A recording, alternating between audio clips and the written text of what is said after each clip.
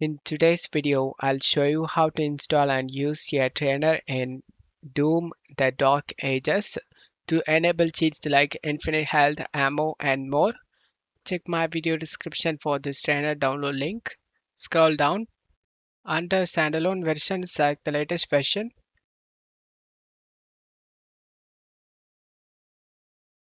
Once download done, select this folder icon, double click on the trainer exe and select yes option and launch the game.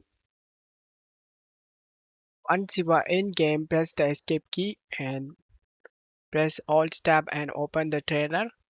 Turn on the cheats you like to use: infinite health, infinite armor, infinite ammo, no recoil, one hit kills, one hit break shields.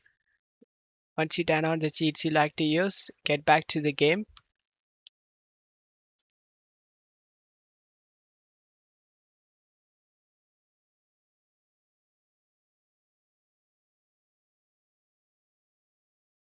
And as you can see, the infinite health and infinite ammo is working.